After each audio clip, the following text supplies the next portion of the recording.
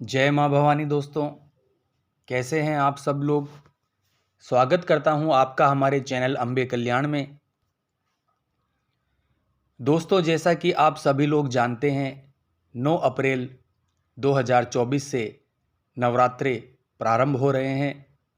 तो नवरात्रि के इस पावन पर्व पर जो भी साधक है और जो भी लोग साधना के क्षेत्र में आना चाहते हैं, वह लोग साधनाएं करके अपनी शक्तियों को जागृत कर सकते हैं, सिद्धियां प्राप्त कर सकते हैं।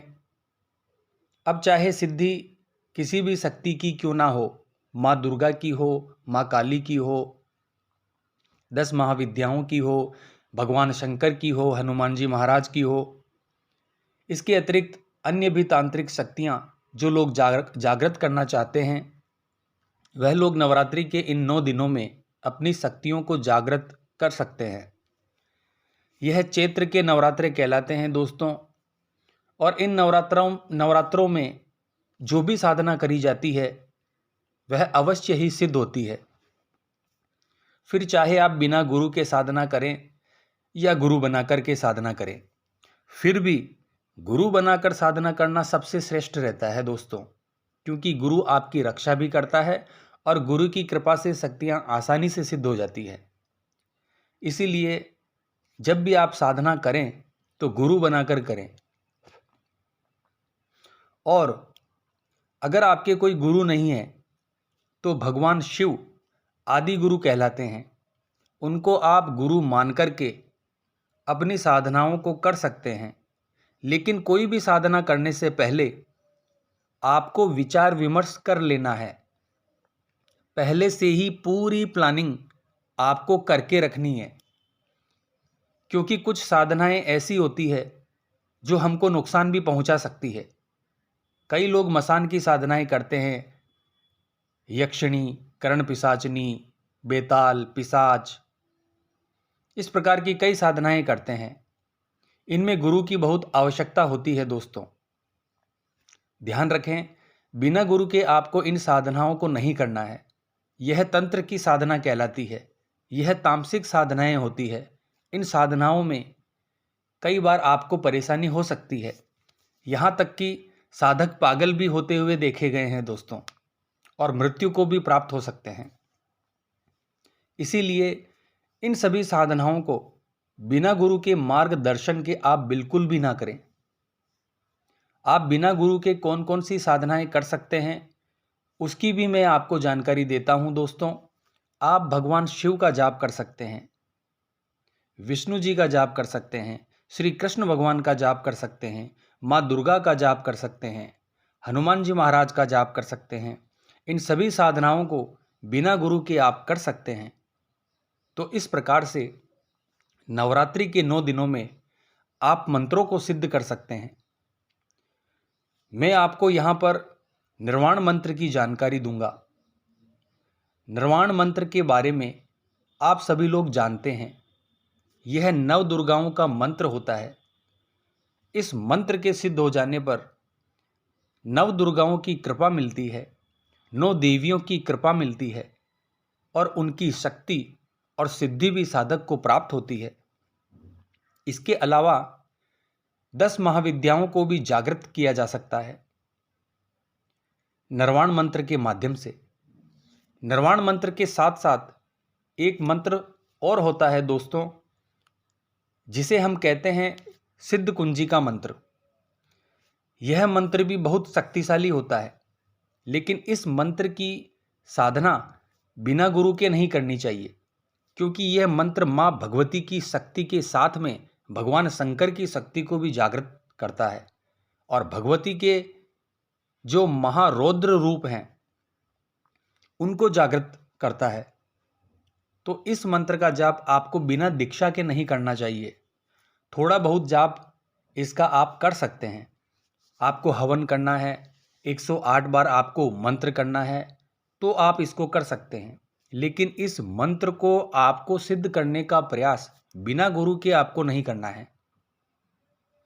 तो निर्वाण मंत्र की साधना करके आप माँ दुर्गा को प्रसन्न कर सकते हैं, अपनी कुंडलिनी शक्ति को जागृत कर सकते हैं, आप अपना आज्ञा चक्र जागृत कर सकते हैं।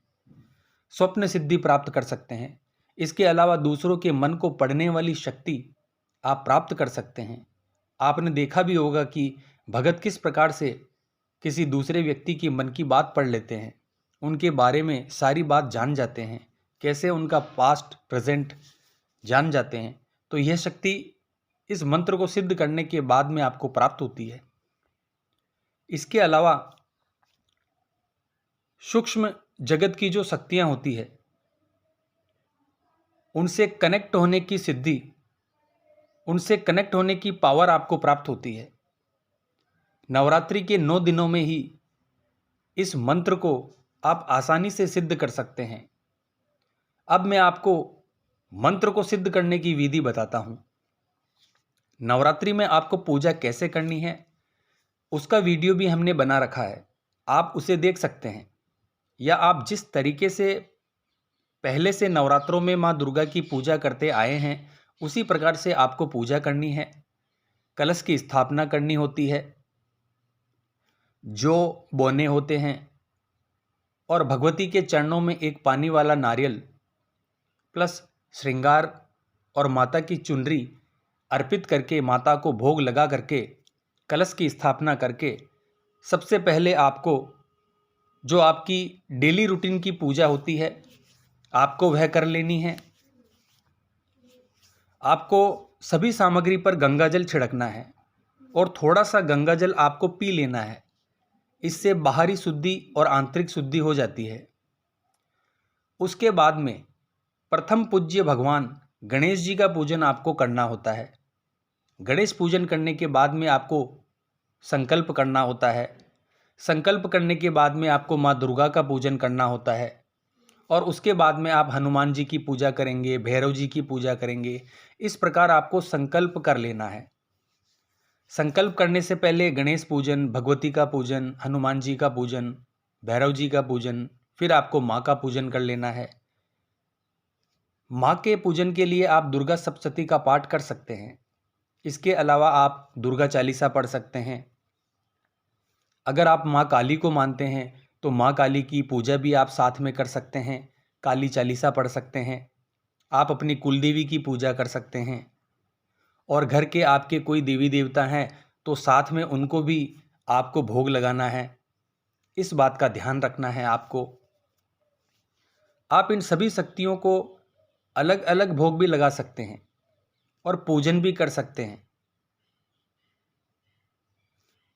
ऐसा जरूरी नहीं है कि सबके नाम का अलग अलग आपको दिया लगाना है या सबके नाम का अलग अलग आपको भोग लगाना है या सबकी आपको पूजा अलग अलग करनी है। कहने का मतलब यह है दोस्तों कि सबको आप प्रणाम भी कर देंगे, जैसे हे भगवान गणेश, मैं आपको प्रणाम करता हूँ, आप मुझे पूजा में सफलता प्रदान करें, तो इतने में ही आपका कार्य चल जाएगा। कहने का मतलब यह है दोस्तों कि आपको मन से उनको प्रणाम करना है, उनके प्रति अपना आभार आपको व्यक्त करना है, सम्मान आपको व्यक्त करना है, जिससे उनको यह ना लगे कि इस भगत ने हमारा नाम नहीं लिया, हमें पूजा नहीं, तो हम इसको आगे कैसे बढ़ने दें। तो इस तरीके से सबकी पूजा करने के बाद में फिर आपको माता के मंत्र का जाप लगातार करना है। अगर आप निर्वाण मंत्र को सिद्ध करना चाहते हैं तो इस मंत्र का आपको 1.25 लाख बार जप करना है नवरात्रि के पावन पर्व पर, और इसका दशांश आपको हवन करना है। आपको कन्या भोजन करवाना है। देवी की उपासना में कन्या भोजन करवाया जाता है और देवता की उपासना में ब्राह्मण भोजन करवाया जाता है या बटुक भोजन करवाया जाता है। तो इस प्रकार से आप कन्या भोजन करवा करके माता की पूर्ण कृपा प्राप्त कर सकते हैं।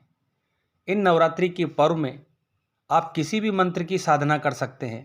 पंचाक्षरी मंत्र की साधना कर सकते हैं, साबर मंत्रों की साधना कर सकते हैं, माता काली का मंत्र या कोई सुरक्षा मंत्र आप नवरात्रि के 9 दिनों में सिद्ध कर सकते हैं। आप गुरु मंत्र सिद्ध कर सकते हैं।